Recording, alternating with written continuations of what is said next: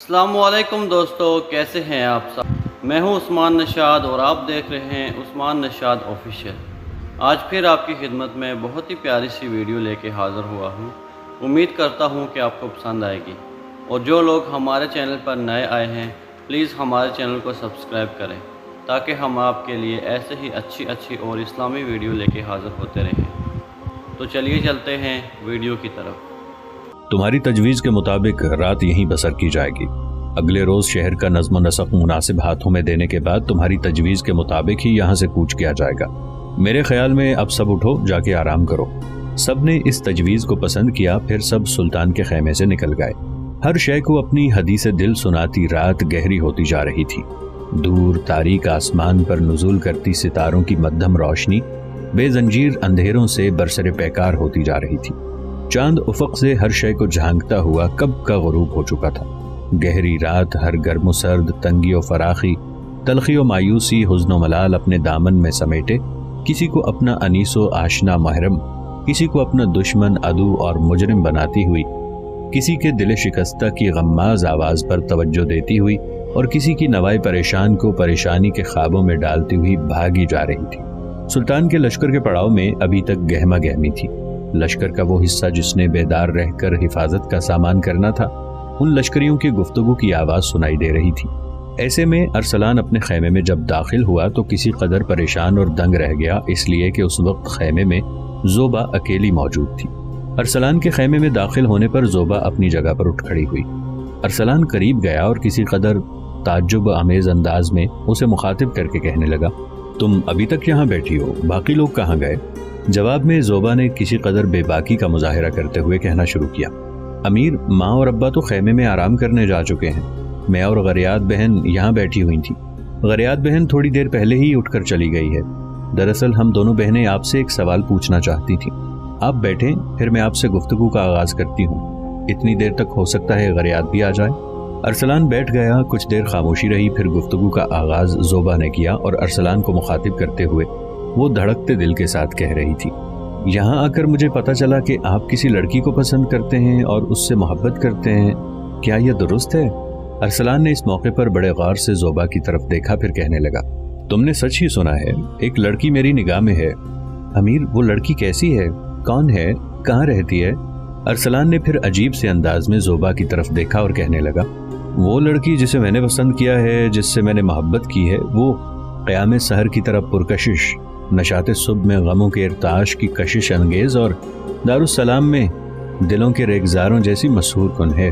اس کے نقش و نگار نو بنو افکار سے خوشکن، اس کی ذات تازہ بتازہ بشارتوں سے بھی اعلیٰ و عرفہ ہے۔ یوں جانو وہ لڑکی میرے لیے پریشان نواؤں میں بے ہنگم لمحوں میں ابدی سعادتوں اور گلبہار لمحوں سی صاف باطن اور صاف دل ہے۔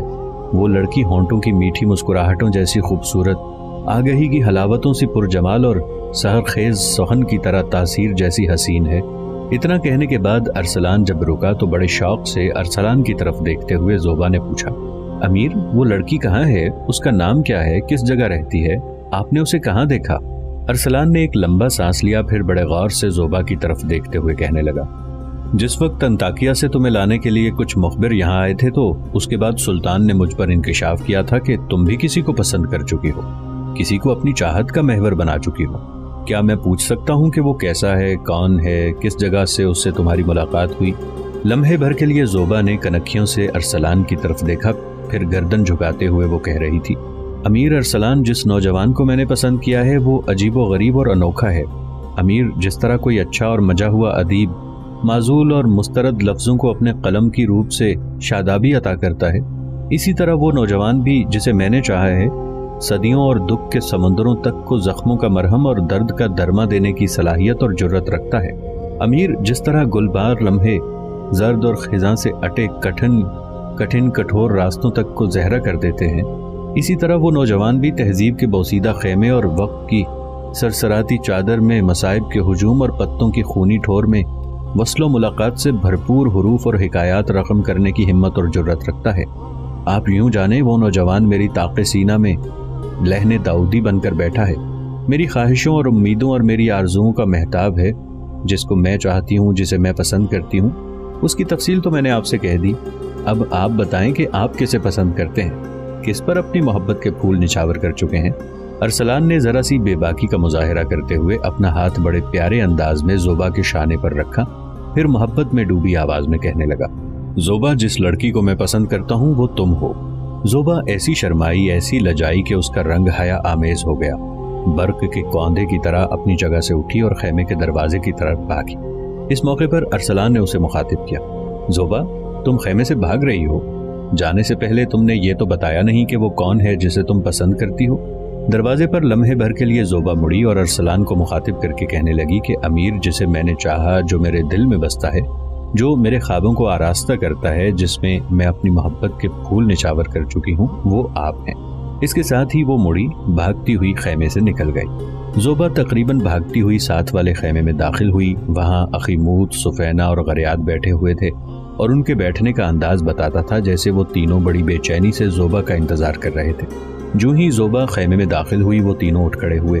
زوبا بھاگ کر غریاد سے لپٹ گئی، پھر اس کے کان میں کہا کہ میری اچھی، میری محترم بہن، میں خوش قسمت ہوں، امیر ارسلان نے مجھ سے محبت کا اظہار کیا ہے۔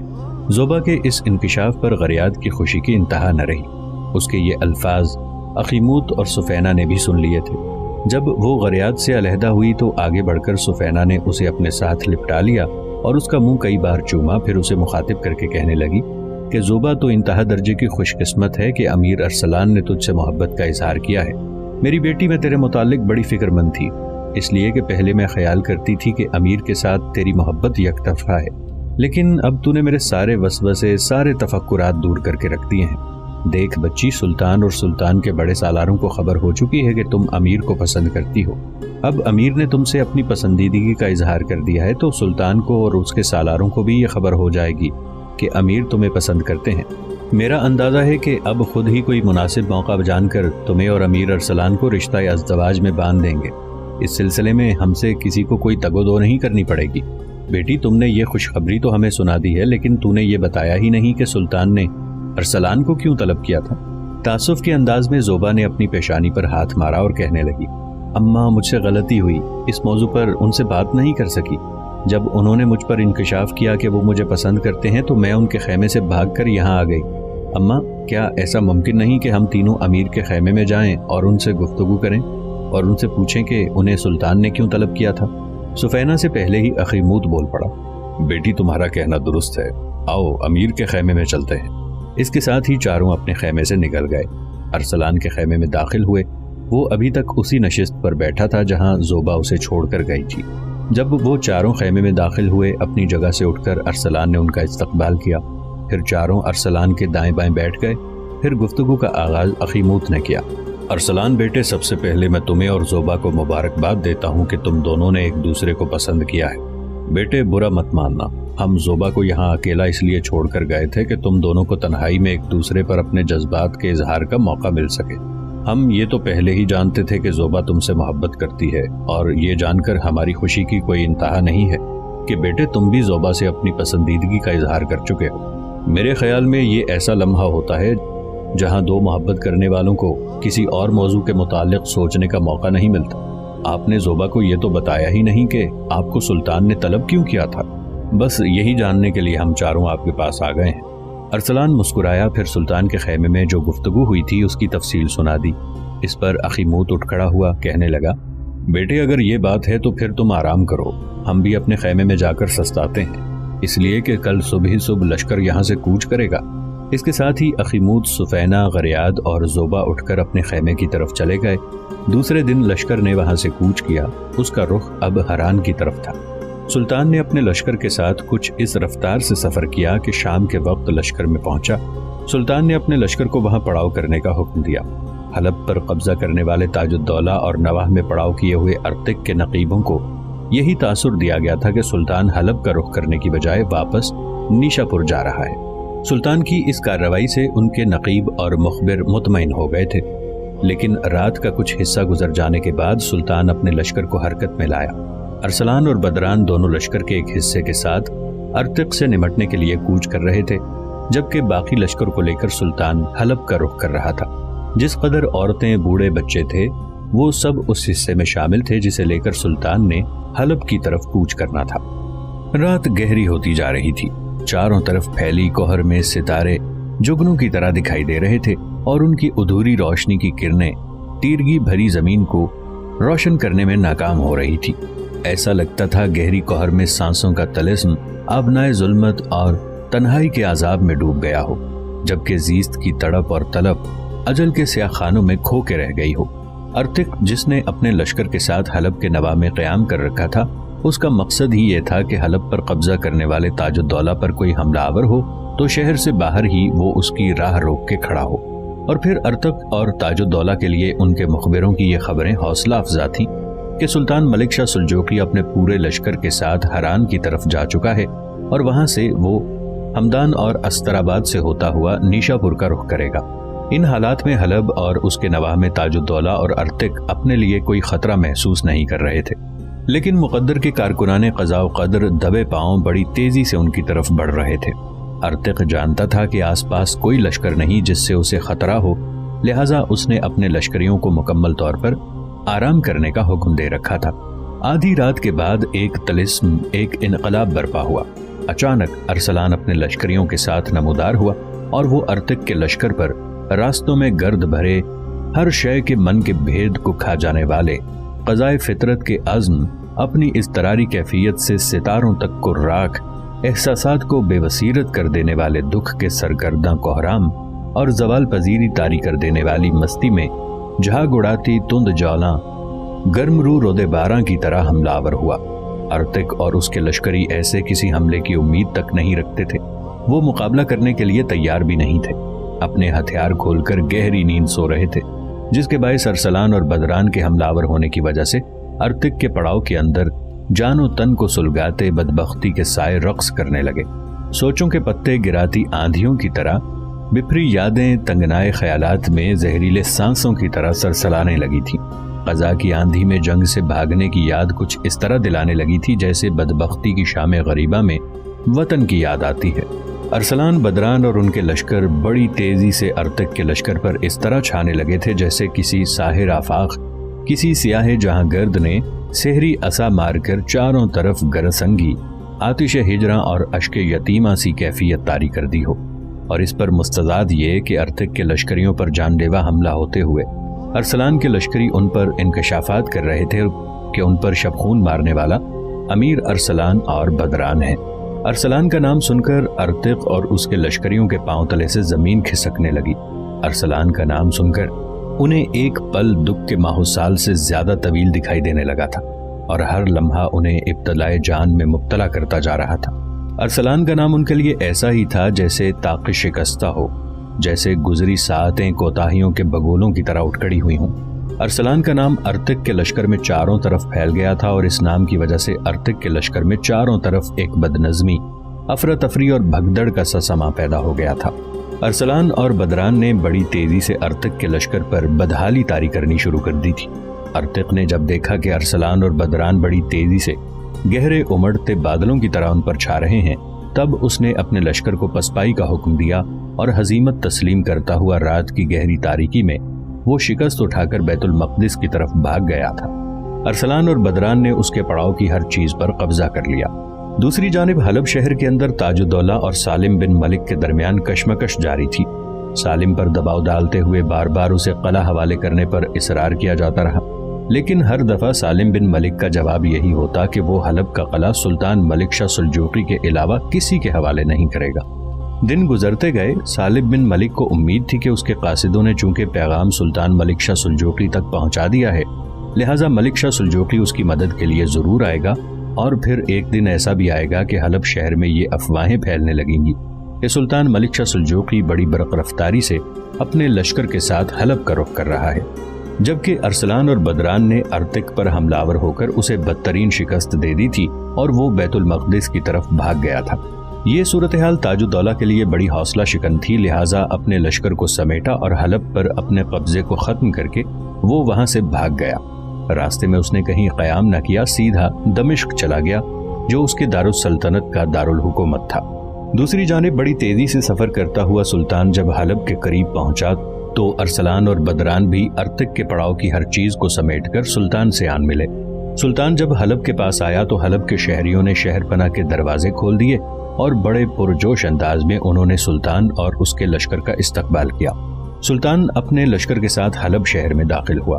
سالم بن ملک جو حلب کے قلعے پر قابض ہو چکا تھا، اس نے بھی قلعے کا دروازہ کھول دیا اور قلعے کی چابیاں اس نے سلطان ملک شاہ سلجوقی کے حوالے کر دی۔ یوں حلب پر سلطان کا تسلط ہو گیا تھا۔ 2 دن تک سلطان لگاتار اپنے طور پر شہر کا نظم و نسق درست کرنے میں مصروف رہا۔ تیسرے دن سلطان نے اپنے سارے سالاروں، مشیروں اور دیگر عمائدین سلطنت جو اس وقت لشکر میں شامل تھے سب کا اجلاس طلب کیا۔ جب سب سلطان کے سامنے آئے تو سلطان نے ایک بھرپور نگاہ ان پر ڈالی، پھر ان کو مخاطب کر کے کہنے لگا، میرے عزیزوں، میں نے حلب فتح کرنے کے بعد کچھ فیصلے کیے ہیں۔ ان فیصلوں سے میں تمہیں آگاہ کرنا چاہتا ہوں۔ تم لوگ جانتے ہو میری بیٹی ترکان خاتون کا نکاح خلیفہ بغداد مقتدی سے ہو چکا ہے۔ میں بیٹی کی رخصتی چاہتا ہوں۔ اس موقع پر میں نے جو فیصلہ کیا ہے وہ یہ کہ یہاں سے نکل کر میں سیدھا بغداد کا رخ کروں گا، جبکہ نظام الملک توسی اور برسق دونوں واپس جائیں گے، اور جس قدر شاندار انداز یہ اپنا سکیں اس کے مطابق میری بیٹی کی رخصتی کا اہتمام کیا جائے، اور پھر یہ اسے بغداد لے کر آئیں گے۔ اپنی بیٹی کی رخصتی کے بعد میں نے یہ عہد کر رکھا ہے کہ میں حج بیت اللہ کے لیے حجاز کا رخ کروں گا۔ اس دوران میں یہ بھی پسند کروں گا کہ امر موسیٰ پر ضرب لگائی جائے، اسے کھلا نہیں چھوڑنا چاہیے، اس لیے کہ اگر ہم ایسا کرتے ہیں تو یاد رکھنا وہ ہمارے لیے نقصان دہ ثابت ہوگا۔ لہٰذا میری غیر موجودگی میں امر موسیٰ پر بھی حملہ آور ہو کر اس کا خاتمہ کر دیا جائے گا۔ امر موسیٰ کے خلاف کون حرکت میں آئے گا اس کا فیصلہ تو ہم بعد میں کریں گے۔ میں اپنے 2 سالاروں میں سے ایک کو حلب کا والی مقرر کرنا چاہتا ہوں، اس لیے کہ حلب کا والی بنا کر میں یہاں اپنے لیے اپنے خلاف سازشوں اور اپنے لیے دشواریوں کے در نہیں کھولنا چاہتا۔ میرے سامنے صرف 2 سالار ہیں، قیم الدولہ اور ارسلان، اور میں چاہتا ہوں کہ ان 2 میں سے کسی ایک کو حلب کا والی مقرر کر دوں۔ جو ہی سلطان خاموش ہوا، ارسلان ایک دم بول پڑا، سلطان محترم، آپ برا نہ مانیے گا، میں اس تقرری سے دستبردار ہوتا ہوں۔ آپ جانتے ہیں میں شہروں کے نظم و نسق کا بالکل کوئی تجربہ نہیں رکھتا۔ میں تو میدان جنگ میں حصہ لینے والا ایک لشکری ہوں، اور میری آپ سے التجا ہے کہ آپ مجھے اس کام پر مامور نہ کیجیے گا۔ یہ میرے لیے گو کہ بڑی سعادت ہے۔ جہاں تک حلب کے والی ہونے کا تعلق ہے تو میرا عزیز اور محترم بھائی قیم الدولہ اس قابل ہے کہ اسے حلب کا والی مقرر کیا جائے۔ اس سے بہتر حلب کا والی کوئی ثابت نہیں ہو سکتا۔ جہاں تک سلطان محترم میرا اور بدران کا تعلق ہے تو ہم دونوں امر موسیٰ کے خلاف حرکت میں آئیں گے۔ تھوڑی دیر خاموش رہ کر سلطان سوچتا رہا، پھر قیم الدولہ کی طرف دیکھتے ہوئے وہ کہنے لگا، قیم الدولہ، اس سلسلے میں تم کیا کہتے ہو؟ قیم الدولہ کچھ کہنا ہی چاہتا تھا کہ اس سے پہلے پھر ارسلان بول پڑا، کہنے لگا، سلطان محترم، آج تک میں نے آپ کو کبھی کوئی غلط مشورہ نہیں دیا۔ سلطان محترم، میں اس وقت سے آپ کے لشکر میں شامل ہوں جب بچپن اور جوانی ایک دوسرے سے جدا ہوتے ہیں۔ سلطان محترم، آج تک میں نے اگر آپ کا کوئی کہا ٹالا ہو تو کہیے۔ لشکر کے اندر اگر کسی موقع پر میری کارگزاری آپ کے معیار کے مطابق نہ رہی ہو تب بھی آپ بتائیں۔ ارسلان کو کہتے کہتے رک جانا پڑا، اس لیے کہ بڑی عقیدت سے اس کی طرف دیکھتے ہوئے سلطان ملک شاہ سلجوقی بول اٹھا، ارسلان میرے بیٹے، تمہیں اپنے متعلق کچھ کہنے کی ضرورت نہیں ہے۔ تم ایک ایسے سالار ہو جو خواہشوں کی آوارگی میں بھی تعمیر کا جذبہ لے کر کھڑا ہو سکتا ہے، جو دشمن کے لشکریوں کے سیاہ دل کے سامنے تیر کی چمکدار انی بن کر جم سکتا ہے، تباہی کے خوفناک دہانوں پر کسی زیرک اور فرزانہ کی طرح بے باکی سے کھڑا ہو سکتا ہے۔ ارسلان، تم میرے سالاروں میں سے ایک ایسے سالار ہو جو شعلوں کی لپک بن کر خوابوں کو حقیقت میں بدل سکتا ہے، جو اپنے حملوں سے دشمن کے آغاز اور انجام دونوں کو تحیر میں ڈال سکتے ہیں۔ میں ملک شاہ سلجوقی موت کے رقص اور بے کرا مناظر میں بھی تم جیسے سالاروں سے فتح کی امید کر سکتا ہوں۔ میں جانتا ہوں کہ تو دشمن کے بڑے بڑے سالاروں کو لوہے کی لگام چڑھانے کا ہنر جانتا ہے، خیر و شر میں تفاوت کرنے کا بھی حوصلہ رکھتا ہے۔ ارسلان، رب لم یزل اور خدائے مہربان کی قسم، اس کارگہ ہستی میں تو میرا ایسا سالار ہے جو دشمن پر اپنے حملوں کے باعث سورہ اسرافیل جیسی دہشت طاری کر سکتا ہے۔ ارسلان بیٹے، میں تیری خواہشوں کو رد نہیں کروں گا۔ اگر تیرا یہی ارادہ ہے کہ قیم الدولہ کو حلب کا والی بنایا جائے تو میں اسے منظور کرتا ہوں۔ ویسے قیم الدولہ کے یہاں رہنے کا مجھے دکھ بڑا ہوگا، اس لیے کہ قیم الدولہ اور تم دونوں کی میں لشکر میں ضرورت محسوس کرتا ہوں، لیکن حلب کو بھی میں بڑی اہمیت دینا چاہتا ہوں، اس لیے کہ اگر میں کسی دوسرے کو حلب کا والی مقرر کرتا ہوں تو آنے والے دور میں وہی بار بار ہمارے خلاف بغاوتیں کھڑی کر سکتا ہے۔ لہٰذا آج سے حلب کا والی قیم الدولہ ہے۔ قیم الدولہ حلب کے والی کی حیثیت سے یہاں نئے لشکری بھرتی کرنا، ان کی تربیت کا بہترین کام سر انجام دینا تاکہ حلب اور اس کے گرد و نواح کو مسلمان دشمن قوتوں سے بچا کر رکھا جائے۔ قیم الدولہ ارسلان اور بدران بھی فی الحال اپنے حصے کے لشکر کے ساتھ تمہارے پاس قیام کریں گے، اور یہاں قیام کے دوران یہ امر موسیٰ کا خاتمہ کرنے کی کوشش کریں گے۔ جب یہ ایسا کر گزریں گے تو انہیں اجازت ہوگی کہ نیشاپور کا رخ کریں۔ ارسلان اور بدران کے تحت جو لشکر کام کرتا ہے، اس لشکر میں جو عورتیں اور دوسرے گھر کے افراد شامل ہیں وہ ارسلان اور بدران کے ساتھ ہی رہیں گے۔ اخیمود، سفینہ، غریاد اور زوبا بھی ارسلان کے لشکر میں ہی قیام کریں گے۔ تم لوگ اٹھو، اب جا کر آرام کرو، جو معاملہ ہم نے طے کیا اسی کے مطابق عمل کیا جائے گا۔ اس کے ساتھ ہی سارے سالار سلطان ملک شاہ سلجوقی کے خیمے سے نکل گئے تھے۔ ادھر عراق میں دائی کبیر عبد الملک بن عطاش ایک بار پھر رات کی گہری تاریکی میں اصفہان شہر کی اس عمارت میں داخل ہوا جس میں حسن بن صبا کی رہائش تھی۔ حسن بن صبا اس وقت اپنے چند انتہائی قریبی ارادت مندوں کو ہدایات جاری کر رہا تھا۔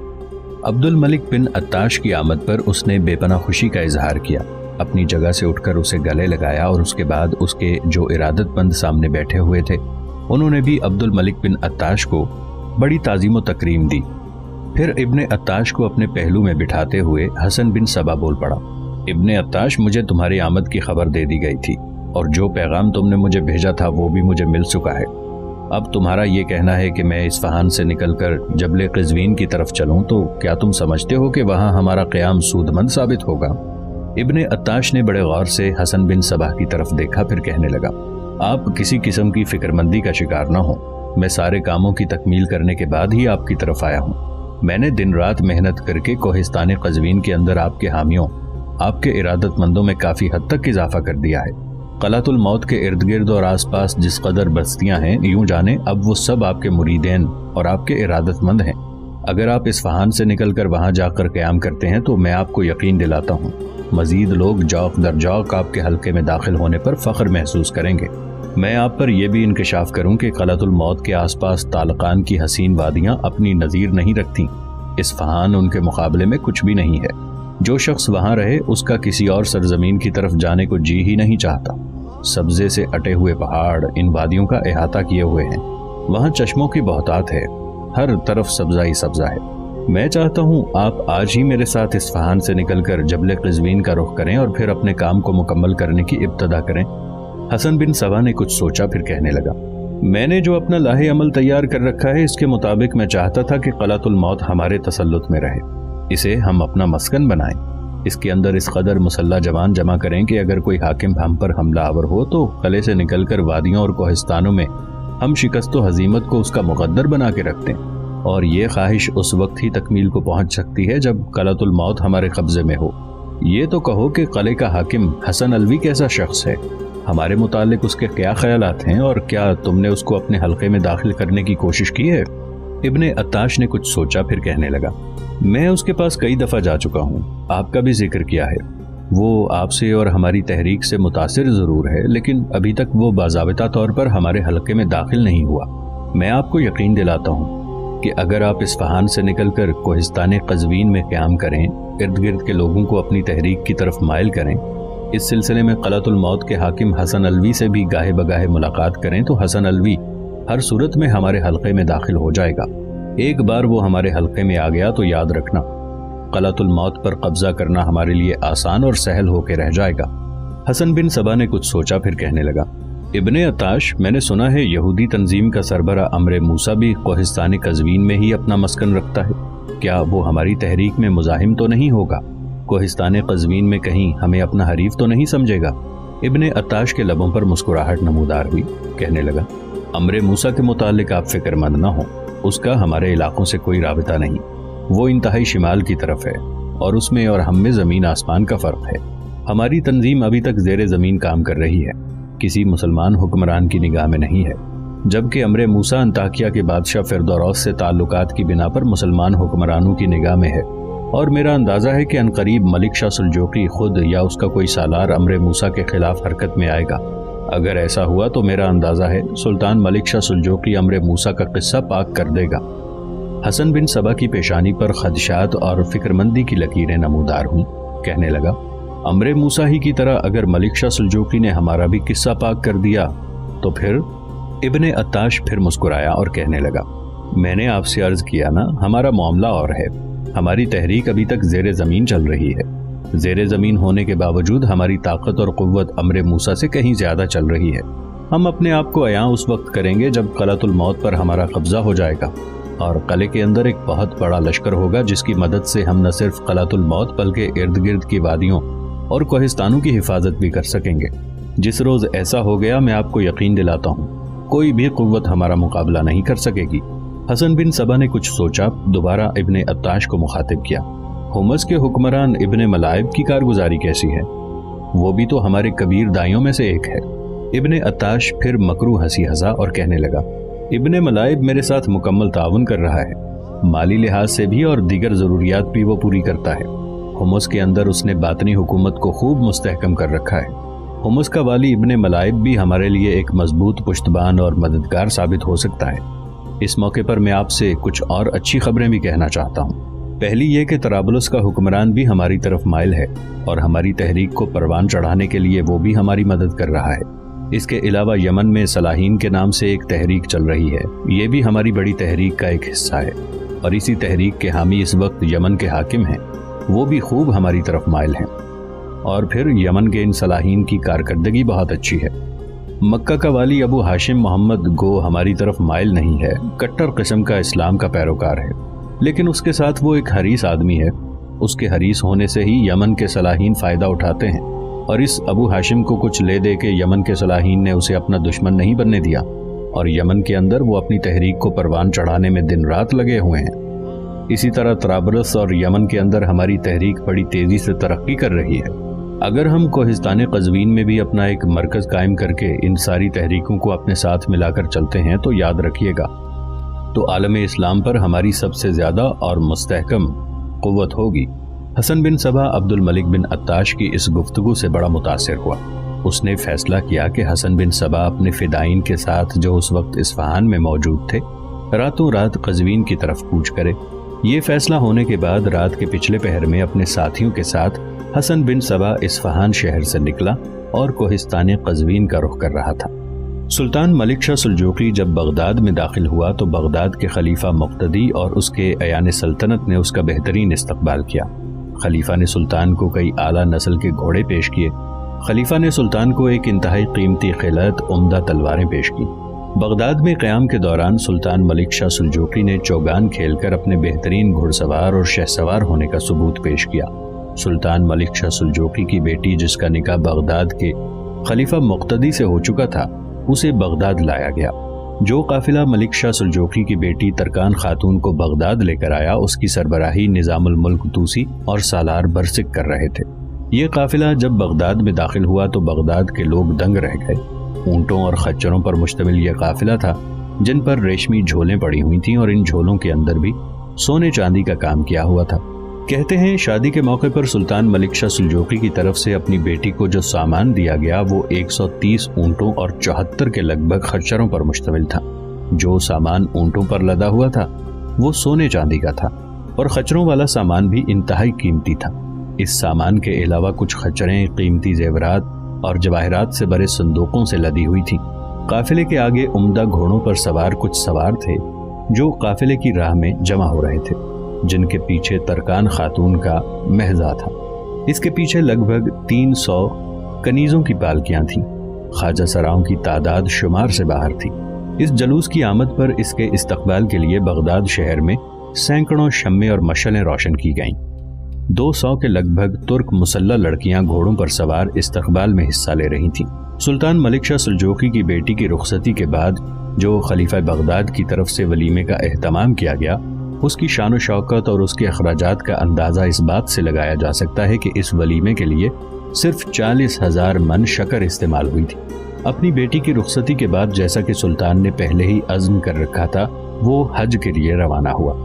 कूफा वादियुल फरेब से गुजरने के बाद मक्का की तरफ जाते हुए सुल्तान मलिक शाह सुल्जूकी जब वाकसा के मकाम पर पहुंचा तो वहां उसने अपने साथियों के साथ पड़ाव किया। वहां के कुछ लोगों ने सुल्तान से शिकायत की कि यहाँ पानी नहीं मिलता, पानी की बड़ी किल्लत है और यहाँ के लोगों में इतनी ताकत, हिम्मत और माली इस्तात नहीं कि वो कुआं खोदने के अखराजात बर्दाश्त करें। ये शिकायत सुनकर सुल्तान मलिक शाह सुल्जूकी फौरन हरकत में आया। اس نے حکم دیا کہ اخراجات کی کوئی پرواہ نہ کی جائے اور یہاں ایک کنواں کھودا جائے، اور یہ سارا کام اس نے اپنے غلام کودن کے ذمہ لگایا۔ کہا جاتا ہے کہ وہاں سلطان کے حکم پر 15 گز مربع میں ایک بڑا کنواں کھودا گیا جس کی گہرائی لگ بھگ 1200 فٹ کے مساوی تھی۔ اس کنویں کی نگرانی سلطان نے اپنے غلام کودن کے ذمہ کی تھی، لہٰذا اس کنویں کا نام ہی چاہے کودن رکھ دیا گیا۔ کودن نام کے اس کنویں کے علاوہ سلطان ملک شاہ سلجوقی نے مکہ کی طرف جاتے ہوئے راستے میں لوگوں کی آسانی کے لیے جا بجا کنویں، تالاب اور پانی کے حوض بنائے۔ وہ کنویں جو غیر مستعمل ہو چکے تھے اور وہ حوض جو بربادی کی طرف مائل تھے، ان کی مرمت کرائی اور ان کے آس پاس اس نے حج کے لیے جانے والے لوگوں کے لیے سرائیں بھی تعمیر کرائیں۔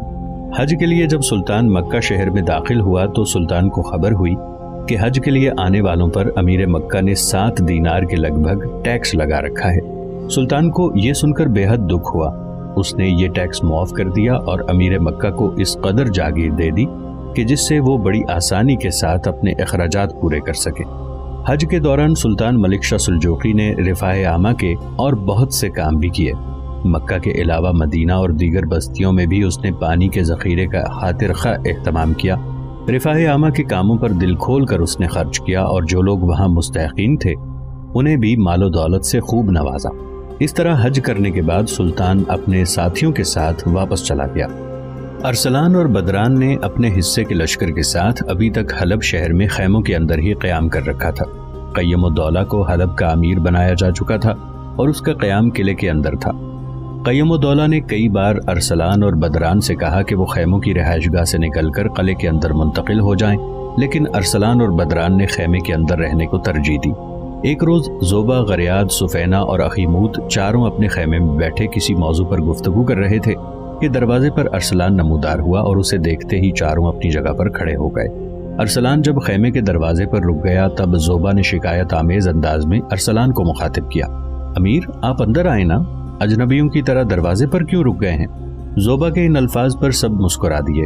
ارسلان اندر داخل ہوا، آگے بڑھ کر اخیموت کے قریب ہو کر بیٹھا، پھر ان سب کو مخاطب کر کے کہنے لگا، تھوڑی دیر پہلے میں نے قیم الدولہ اور بدران کے ساتھ مل کر فیصلہ کیا ہے کہ آپ چاروں نیشاپور کی طرف روانہ ہو جائیں، وہاں جا کے آرام سے حویلی میں قیام کریں۔ زوبا کو شاید ارسلان کے یہ الفاظ گراں گزرے تھے، فوراً بول پڑی، امیر آپ ہم چاروں کو نیشاپور جانے کا مشورہ دے رہے ہیں، تو کیا ہم آپ سے پوچھ سکتے ہیں کہ آپ خود کہاں جائیں گے؟ ارسلان نے کچھ دیر سوچا، پھر کہنے لگا، حلب سے بغداد کی طرف روانہ ہونے سے پہلے سلطان نے میرے ذمے امر موسیٰ کی مہم لگائی تھی۔ میں آنے والی رات کو اپنے لشکر کے ساتھ یہاں سے کوچ کروں گا، دن کے وقت کہیں گھات لگاتا رہوں گا، صرف رات کے وقت سفر کروں گا اور کوہستان قزوین میں داخل ہوں گا۔ جس وقت سلطان یہاں سے بغداد کی طرف روانہ ہوا تھا اس وقت کچھ مخبر اور نقیب کوہستان قزوین کی طرف روانہ کیے گئے تھے۔ انہوں نے امر موسیٰ کی رہائش کے محل وقوع سے واقفیت حاصل کر لی ہے، اس کی طرف جانے کے راستے بھی خوب دیکھ لیے ہیں، اب وہ واپس آ چکے ہیں، انہی کی رہنمائی میں میں قزوین کا رخ کروں گا۔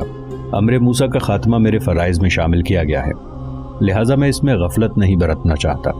میں یہ بھی پسند کروں گا کہ آپ لوگ آج ہی میری کوہستان قزوین کی طرف جانے سے پہلے نیشاپور کی طرف روانہ ہو جائیں، اس لیے کہ ایک بار پھر زوبا نے ارسلان کی بات کاٹ دی اور کہنے لگی، امیر کیا آپ ہمیں زبردستی یہاں سے نیشاپور بھجوانا چاہتے ہیں؟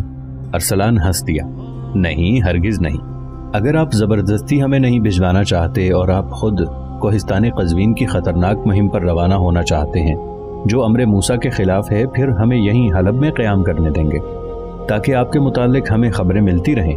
امیر ہماری آپ سے گزارش ہے کہ آپ ہمیں یہاں سے نیشاپور کی طرف کوچ کرنے پر دباؤ نہ ڈالیں، ہم یہیں رہیں گے۔ زوبا جب خاموش ہوئی تو اس کی تائید کرتے ہوئے اخیموت بول پڑا، ارسلان بیٹے جو کچھ زوبا کہتی ہے میرے خیال میں وہ ہمارے اپنے خیالات اور خواہشات کی بھی عکاسی ہے۔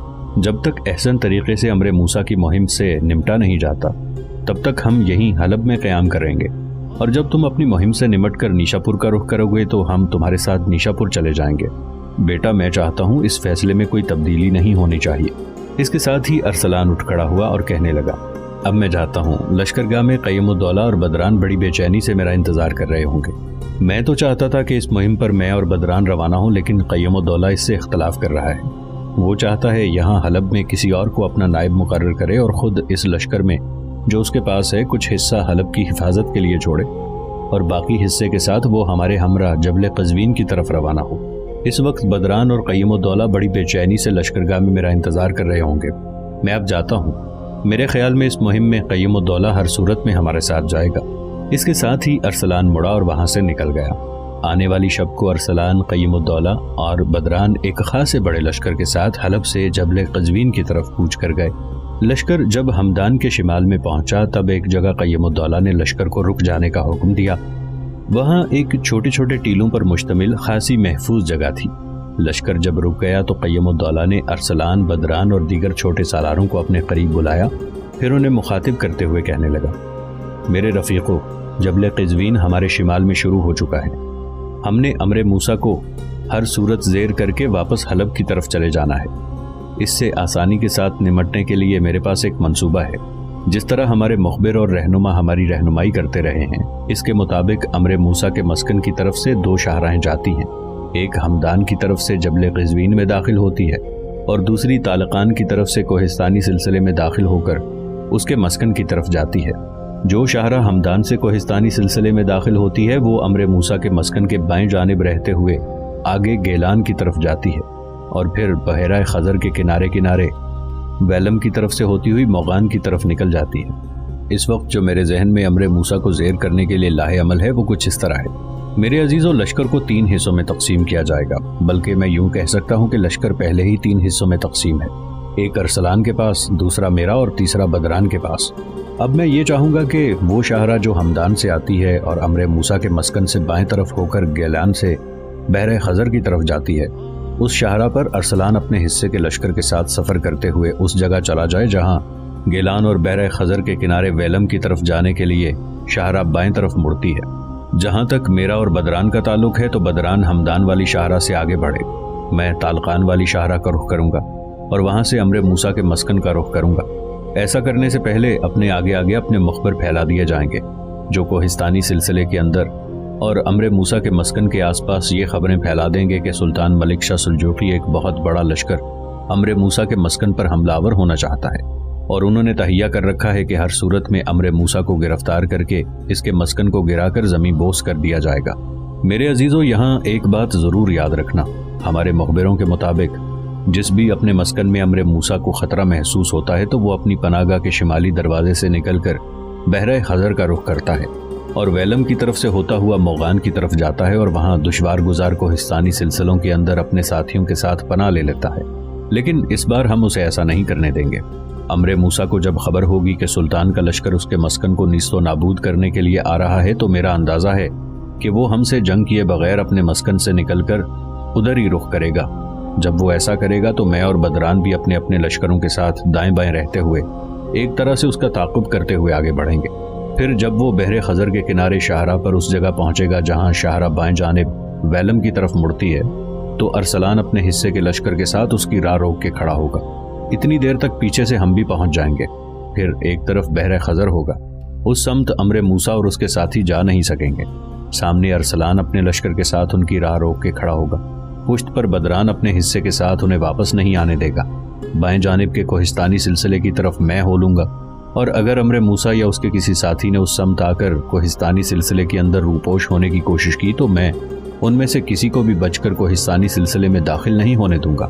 یہ وہ لاہ عمل ہے کہ اگر امر موسیٰ ہمارے لشکر کے حملہ آور ہونے کی خبر سنتے ہی اپنے مسکن سے نکل کر شمال کی طرف بھاگے، اور اگر وہ ایسا نہیں کرتا تو معمول کے مطابق ارسلان اپنے والے حصے کے ساتھ ہمدان والی شاہراہ پر ہوتا ہوا بحیرہ خزر کے قریب اپنی جگہ پر آ کر گھات لگا لے گا۔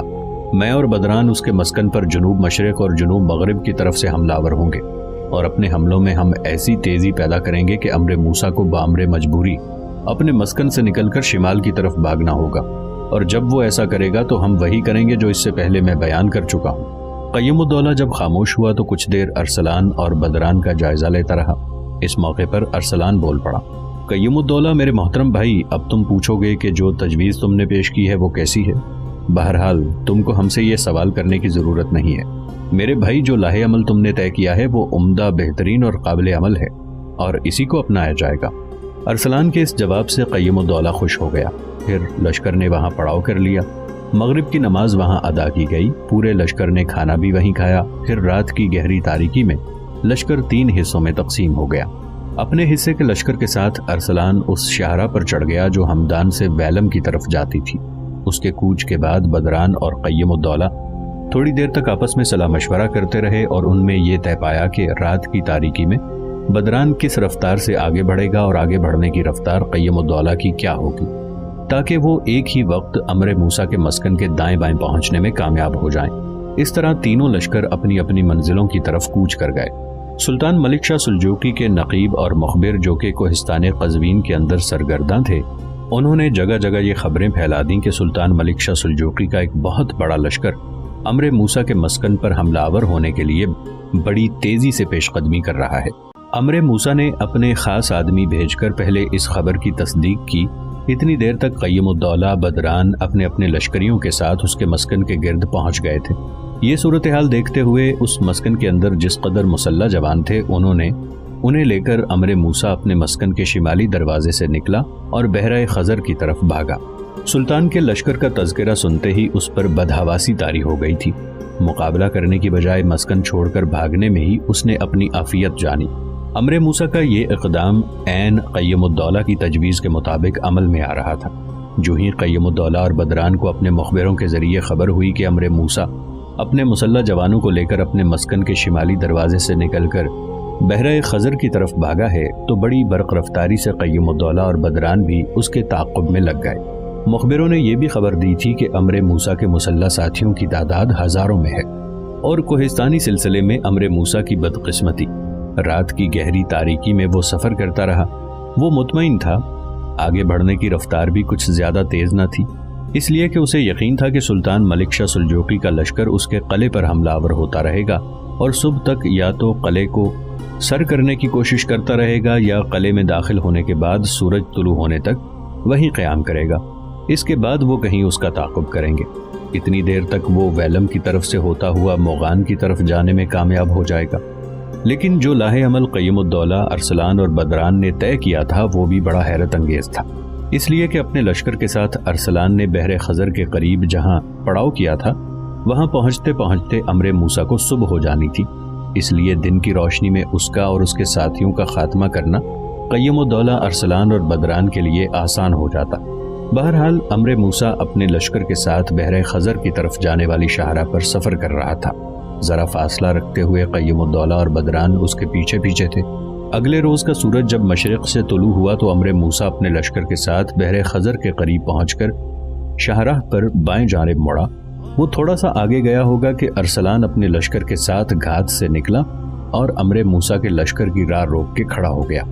امر موسیٰ اور اس کے مسلح جوان دنگ رہ گئے کہ ان کی راہ روکنے والا لشکر کہاں سے نمودار ہو گیا۔ کیا وہ زمین کے اندر سے نمودار ہو گیا یا آسمان سے گر پڑا؟ وہ امید نہیں کر سکتے تھے کہ صبح کا سورج طلوع ہوتے ہی ویلم اور موغان کی طرف جانے والی شاہراہ پر کوئی لشکر اچانک نمودار ہو کر ان کی راہ روک کے کھڑا ہوگا۔ ابھی وہ اندازہ ہی لگا رہے تھے کہ راہ روکنے والے کون ہیں، اس لیے کہ امر موسیٰ اپنے لشکر کے ساتھ ارسلان کے لشکر سے ذرا فاصلے پر تھا، اس لیے وہ یا اس کے ساتھی نہ جان سکے کہ ان کی راہ کس نے روکی ہے۔ پھر اپنے کچھ مسلح جوانوں کے ذمے امر موسیٰ نے یہ کام لگایا کہ وہ اندازہ لگائیں کہ راہ روکنے والے کون ہیں۔ تھوڑی دیر بعد امر موسیٰ کو اس کے ساتھیوں نے اطلاع دی کہ ان کی راہ سلطان ملک شاہ سلجوقی کے سالاروں ارسلان نے اپنے لشکر کے ساتھ روکی ہے۔ ارسلان کا نام سنتے ہی امر موسیٰ اور اس کے لشکریوں کے پاؤں تلے سے لمحے بھر کے لیے زمین کھسک کے رہ گئی۔ وہ جان گئے تھے کہ موغان کی راہ روک لی گئی ہے۔ ابھی وہ ارسلان سے نمٹنے کے لیے لاہ عمل طے نہ کرنے پائے تھے کہ دوسری جانب سے قیم الدولہ اور بدران بھی اپنے لشکر کے ساتھ نمودار ہوئے۔ بدران پشت پر رہا جبکہ اپنے حصے کے لشکر کے ساتھ قیم الدولہ بائیں جانب کے کوہستانی سلسلے میں پھیل گیا تھا۔ امر موسیٰ کو یہ بھی اطلاع کر دی گئی کہ جہاں سامنے سے سلطان کے سالار ارسلان نے ان کی راہ روکی ہے وہاں پشت کی جانب سے سلطان کے دوسرے سالار قیم الدولہ اور بدران نمودار ہو کر ایک طرح سے ان کا گھیراؤ کر رہے ہیں۔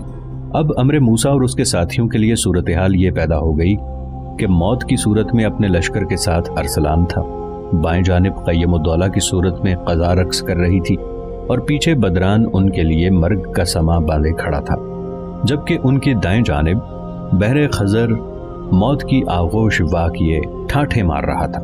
یوں امر موسیٰ اور اس کے ساتھیوں کے چاروں طرف ایک طرح سے قضا نے اپنے رنگ بکھیر دیے تھے۔ پھر سب سے پہلے ارسلان نے اپنے کام کی ابتدا کی۔ اس نے اپنے لشکریوں کے ساتھ نغمہ ریز گونجوں، سکون آفرین اور فرحت انگیز صداؤں میں تکبیریں بلند کی۔ اس کے بعد وہ امر موسیٰ اور اس کے لشکریوں پر اس طرح حملہ آور ہوا جیسے ہوس کے شیاطین پر خونخوار قرنوں کا کالا سما وار ہو، جیسے اندھیرے گھٹن اور حبس میں اخلاق اور عاشتی کا علمبردار صداقتوں کی آہنگ بن کر داخل ہوتا ہے، جیسے افلاس کے راستوں پر تربتوں کے اجل خواب چار سو اندھے ستم کی تعبیریں کھڑی کرنے کے لیے نکل کھڑے ہوتے ہیں۔ ارسلان کا یہ حملہ ایسا زوردار، ایسا پرجوش، ایسا پرقوت تھا کہ پہلے ہی حملے میں اس نے امر موسیٰ کے لشکر کے ایک حصے کو کاٹ کے رکھ دیا۔ امر موسیٰ اپنے لشکر کے وسطی حصے میں کھڑا اپنے ساتھیوں، اپنے فدائیوں کو للکار کر انہیں جوش دلاتے ہوئے اپنا دفاع کرنے کے لیے اکسا رہا تھا۔ ارسلان کے بعد قیم الدولہ نے اسی کے انداز میں تکبیریں بلند کرتے ہوئے اپنے کام کی ابتدا کی، اور وہ یوں حملہ آور ہوا جیسے سسکتی ویرانیوں میں مسلسل خوف کو نفس کا ہم نوا بنانے والی تباہی کے اضطراب اور وقت کی الغار میں زیست کو سپنوں میں تبدیل کر دینے والے بے اتھا عذاب و کرب نے اپنے کام کی ابتدا کر دی ہو۔ ارسلان اور قیم الدولہ کے بعد بدران اپنے لشکریوں کے ساتھ حرکت میں آیا، وہ بھی اپنے ساتھیوں کے ساتھ مورخ کی زبان کے پاسبان، نقاد کے قلم کے محافظ، وقت کا رزمیہ، زمین کی بے ثباتی کا قصہ اور تاریک بے معنویت، حزن و ملال کی شدت بن کر اپنے سامنے شکست و ریخت کے کھیل کھڑے کرنے لگا تھا۔ امر موسیٰ اور اس کے ساتھیوں کے لیے یہ بڑا ہولناک اور بدترین وقت تھا۔ امر موسیٰ جس نے مسلمانوں کو نقصان پہنچانے کا حلف اٹھا رکھا تھا، بحرہ خزر کے کنارے اپنے آپ کو اپنے ساتھیوں سمیت انتہا درجے کا لاچار اور بے بس تصور کر رہا تھا۔ چاروں طرف سے اس کے ساتھیوں کا قتل عام شروع ہو چکا تھا۔ انسانی رشتے فاصلوں میں ڈوبنے لگے تھے۔ بڑے بڑے جوان بہادر اور مہیب لشکری موت کی آغوش میں بے سدھ ہونے لگے تھے۔ با کمال نطق قائل اور راحت جان رکھنے والے رمز شناس تیغزن فضا کی کاوشوں کے سامنے خوف کے اظہار کے لیے الفاظ کی محرومی کا شکار ہو گئے تھے۔ چار سو روح و جسم کے رشتے شکستہ و منہدم دیواروں کی طرح گرنے لگے تھے۔ امر موسیٰ نے جب دیکھا کہ اس کے چاروں طرف بڑی تیزی سے اس کے ساتھیوں کی تعداد کم ہوتی جا رہی ہے، تو ایک طرح سے پریشانی اور فکر مندی کا شکار ہو گیا تھا۔ اپنے چاروں طرف اسے موت ہی موت، قضا ہی قضا دکھائی دینے لگی تھی، اور جب اس نے اندازہ لگایا کہ اب سلطان ملک شاہ سلجوقی کے لشکر اس کے قریب پہنچ کر عنقریب اس کا اور اس کے ارد گرد اس کے ذاتی محافظوں کا قتل عام کر دیں گے، تب وہ اپنے ان ذاتی محافظوں کے ساتھ بحرہ خزر کی طرف بھاگا۔ یہ اپنے آپ کو بچانے کی ایک آخری اور ایک طرح سے ناکام کوشش تھی۔ یہ صورتحال دیکھتے ہوئے مسلمان لشکری ان کے پیچھے بھاگے، انہیں گہرے پانی میں جانے ہی نہ دیا، اور وہاں تک پہنچنے سے پہلے ہی امر موسیٰ سمیت سب کو تہہ تیگ کر کے رکھ دیا۔ یوں امر موسیٰ اور اس کے ساتھیوں کا گندا خون بحرہ خزر کی جوش مارتی موجوں میں تحلیل ہو کے رہ گیا تھا۔ امر موسیٰ اور اس کے سارے ساتھیوں کا خاتمہ کرنے کے بعد قیم الدولہ، ارسلان اور بدران ایک جگہ اکٹھے ہوئے، اپنے لشکر کو متحد کیا، زخمیوں کا جائزہ لیا۔ پہلے ان کی تیمارداری کی گئی، اس کے بعد جو سامان امر موسیٰ اور اس کے ساتھی لے کر بھاگے تھے اس پر قبضہ کر لیا گیا۔ پھر ارسلان اور بدران کو مخاطب کرتے ہوئے قیم الدولہ کہہ رہا تھا، میرے دونوں عزیز اور چھوٹے بھائیوں، جو کام سلطان محترم نے ہمارے سپرد کیا تھا اسے ہم نے احسن طریقے سے انجام دے دیا ہے۔ میرے بھائیوں، یہ امر موسیٰ مسلم قوم کے لیے ہوسکار کا نگار خانہ، ابلیس کا انیس و مونس تھا۔ مسلمانوں کے لیے یہ دکھوں کے نفس کا اور افلاس کا سلگتا راستہ تھا۔ ہماری ملت کے لیے یہ کالے منحوس سایوں کا عکس تھا، خوفناک مجبوری اور استحصال بنا ہوا تھا۔ آج ہم نے غرض کے اس موذی ناگ، دلوں کی بے سکونی اور روح کی تشنگی بننے والے شیطان کے اس گماشتے کا اور اس کے فدائیوں اور ساتھیوں سمیت خاتمہ کر دیا ہے۔ اس طرح گویا عالم اسلام کے لیے اٹھنے والے ایک خطرے کو ہم نے زمین کی تہہ میں دفن کر دیا ہے۔ میرے عزیزوں، زخمیوں کی دیکھ بھال ہو چکی ہے۔ میں چاہتا ہوں کہ یہاں سے کوچ کیا جائے۔ وہ قلعہ جسے امر موسیٰ نے اپنا مسکن بنا رکھا تھا خالی ہی ہوگا۔ اس نے وہاں کافی مال و متاع جمع کر رکھا ہوگا۔ وہاں اس وقت کوئی بھی لشکر نہیں، کوئی ہمارا رستہ نہیں روکے گا، مگر ہم قلعے میں داخل ہوتے ہیں، وہاں سے ہر چیز کو سمیٹتے ہیں اور ایک رات محفوظ طریقے سے قلعے کے اندر ہی بسر کرتے ہیں، پھر وہاں سے کوچ کر جائیں گے۔ ارسلان اور بدران نے اس سے اتفاق کیا۔ لشکر نے پھر وہاں سے کوچ کیا۔ قیم الدولہ، ارسلان اور بدران پورے لشکر کو لے کر امر موسیٰ کے قلعے میں داخل ہوئے۔ قلعے میں چند آدمی تھے جنہوں نے جب مسلمانوں کے لشکر کو آتے دیکھا تو انہوں نے ہتھیار پھینک دیے۔ قلعے کے دروازے کھول دیے گئے۔ مسلمانوں کا لشکر قلعے میں داخل ہوا۔ قلعے کے اندر ہتھیاروں کے علاوہ ضروریات زندگی کا سامان ڈھیروں کی صورت میں موجود تھا، جس پر قیم الدولہ ارسلان اور بدران نے قبضہ کر لیا۔ ایک رات امر موسیٰ کے اسی قلعے میں لشکریوں کو آرام کرنے کا موقع دیا گیا۔ دوسرے روز لشکر وہاں سے کوچ کر کے حلب کا رخ کر رہا تھا۔ قیم الدولہ ارسلان اور بدران اپنے متحدہ لشکر کے ساتھ حلب شہر کے قریب آئے تو سامنے کی طرف سے چند سوار نمودار ہوئے۔ انہیں دیکھتے ہی قیم الدولہ ارسلان کی طرف دیکھتے ہوئے کہنے لگا، ارسلان میرے بھائی، لگتا ہے خیریت نہیں۔ سامنے سے آنے والے ہمارے مخبر، لگتا ہے کوئی غیر معمولی حادثہ یا واقعہ پیش آیا ہے۔ اگر ایسا نہ ہوتا تو یہ حلب شہر میں ہی ہمارا انتظار کرتے۔ کوئی معمولی بات ہوتی تو شہر میں داخل ہونے کے بعد اس کا ہم پر انکشاف کر سکتے تھے۔ شہر سے باہر نکل کر ان کا سامنے آنا کسی علت، کسی وجہ کے بغیر نہیں ہے۔ جب وہ قریب آئے تو قیم الدولہ ارسلان اور بدران نے مشورہ کر کے لشکر کو وہاں روک دیا۔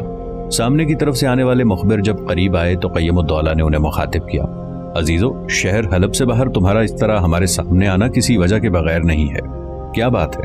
اس پر ان میں سے ایک کہنے لگا، ہم واقعی کسی علت کے بغیر نہیں آئے۔ سمرقند میں ہمارے خلاف بغاوت ہو چکی ہے اور اس بغاوت میں بخارا بھی شامل ہو چکا ہے۔ سلطان نے احمد خان بن خضر خان جس شخص کو سمرقند کا حاکم بنایا تھا وہ ایسا نہیں نکلا جیسا سلطان امید رکھتا تھا۔ جس وقت اسے سمرقند کا والی مقرر کیا گیا تھا اس وقت یہ بڑا پارسا، بڑا شریف النفس دکھائی دیتا تھا، لیکن وہ ایک جابر اور اخلاق باختہ حاکم نکلا۔ اس نے نہ صرف یہ کہ سمرقند کے لوگوں پر بیجا سختیاں کی، ان کی زندگی کو جہنم بنا کے رکھا، اور اس پر مستزاد یہ کہ اس نے سلجوقی سلطنت کے خلاف علم بغاوت بلند کر دیا ہے، بخارا کو بھی اپنے ساتھ ملا لیا ہے۔ اس طرح وہ سلجوقیوں سے بغاوت کر کے سمرقند اور بخارا میں ایک علیحدہ سلطنت قائم کرنا چاہتا ہے۔ سمرقند کے کچھ علماء جو سمرقند کے حاکم احمد خان کے مظالم سے بڑے نالاں تھے، وہ خفیہ طور پر سمرقند سے نکلے اور سلطان ملک شاہ سلجوقی کی خدمت میں حاضر ہوئے۔ احمد خان کے مظالم کے علاوہ سلجوقی سلطنت کے خلاف اس کی بغاوت کی اطلاع سلطان کو کر دی گئی ہے۔ اب سلطان نے سمرقند اور بخارا پر حملہ آور ہونے کا فیصلہ کر لیا ہے۔ ہم سیدھے سلطان کی طرف سے آ رہے ہیں۔ جو پیغام سلطان نے ہمارے ہاتھ آپ کے لیے بھجوایا ہے وہ یہ کہ امیر قیم الدولہ سلطان کے فیصلے کے مطابق آپ حلب میں رہیں گے۔ جو لشکر آپ کی تحویل میں دیا گیا ہے وہ آپ ہی کے پاس رہے گا، اور جو لشکر اس وقت امیر ارسلان اور بدران کے ساتھ ہے اس کے متعلق سلطان کا حکم ہے کہ وہ ان سے آن ملیں۔ اس طرح امیر ارسلان اور بدران دونوں کو سلطان کے لشکر میں شامل ہو کر سمرقند کی مہم کا حصہ لینا ہوگا۔ سلطان نے جو لاہے عمل ہمیں بتایا ہے اس کے مطابق سلطان اس شاہراہ پر سفر کرے گا جو نیشا پور سے نخشب کی طرف جاتی ہے۔ سلطان نے ہمیں یہ بھی حکم دیا تھا کہ ہم امیر ارسلان اور بدران سے کہیں کہ جو شاہراہ نیشا پور سے نخشب کی طرف جاتی ہے اس کے درمیانی حصے میں ایک چوراہا ہے، وہاں سے ایک شاہراہ تو سیدھی نخشب کی طرف چلی جاتی ہے، ایک دائیں جانب بلخ کا رخ کرتی ہے اور ایک بائیں ہاتھ خوارزم کی طرف چلی جاتی ہے۔ سلطان کا کہنا ہے کہ وہ اپنے لشکر کے ساتھ اسی چوراہے پر خیمہ زن ہو کر امیر ارسلان اور بدران کا انتظار کرے گا۔ مخبر کے خاموش ہو جانے پر ارسلان لمحے بھر کے لیے گہری سوچ میں پڑ گیا، پھر اپنی گردن سیدھی کر کے کچھ کہنا ہی چاہتا تھا کہ اس سے پہلے ہی قیم الدولہ نے اس کی طرف دیکھتے ہوئے کہنا شروع کیا، ارسلان میرے بھائی، زیادہ تفکرات میں پڑنے کی ضرورت نہیں ہے۔ سمرقند میں اس سے پہلے بھی بغاوتیں کھڑی ہوتی رہی ہیں اور وہ لوگ بغاوتوں کے بہت شوقین اور شیدائی ہیں۔ اس بار بھی خداوند نے چاہا تو ان کی بغاوت کو بری طرح کچل کے رکھ دیا جائے گا۔ دیکھو، پہلے پورے لشکر کے ساتھ حلب شہر میں داخل ہوتے ہیں، لشکریوں کو سستانے کا موقع فراہم کرتے ہیں۔ عشاء کی نماز کے بعد تم اور بدران اپنے لشکر کے ساتھ یہاں سے کوچ کر جانا، اتنی دیر تک لشکری بھی آرام کر لیں گے، ساتھ ہی یہاں سے رسد کے سامان کا بھی اہتمام کر لیا جائے گا۔ ارسلان اور بدران دونوں نے قیم الدولہ کی اس تجویز سے اتفاق کیا، پھر تینوں اپنے متحدہ لشکر کو لے کر حلب شہر میں داخل ہو گئے۔ شہر میں داخل ہونے کے بعد قیم الدولہ ارسلان اور بدران نے سب سے پہلے اس لشکر کے آرام کا اہتمام کیا جو ان کے ساتھ آیا تھا، پھر ارسلان اور بدران دونوں اپنے کوچ کی تیاریاں کرتے رہے، شہر سے مناسب سامان رسد کا اہتمام کیا۔ سارے انتظامات کرتے کرتے دن گزر گیا تھا۔ مغرب کی نماز کے بعد ارسلان اخیموت، سفینہ، غریاد اور زوبا کے خیمے میں داخل ہوا۔ چاروں سے دیکھتے ہی کھڑے ہو گئے۔ ان کی حالت سے لگتا تھا جیسے وہ بڑی بے چینی اور بڑی بےتابی سے اس کا انتظار کر رہے ہوں۔ سلام کہتے ہوئے ارسلان آگے بڑھا، آ کر وہ اخیموت کے پہلو میں بیٹھ گیا۔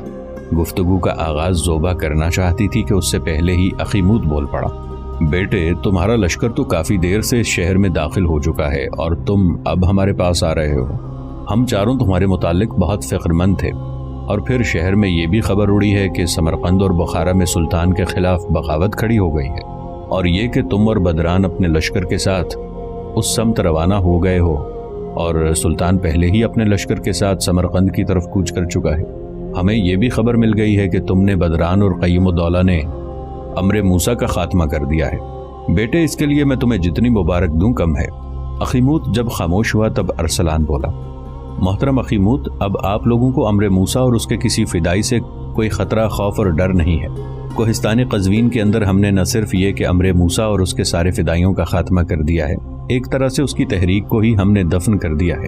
کوہستانی سلسلے کے اندر جو اس نے اپنا مسکن بنا رکھا تھا اس کو بھی ہم نے تباہ و برباد کر دیا ہے، اور اس میں جو کچھ تھا اس پر ہم نے قبضہ کر لیا ہے۔ میں واقعی بدران کے ہمراہ اپنے لشکر کو لے کر یہاں سے عشاء کی نماز کے بعد روانہ ہوں گا۔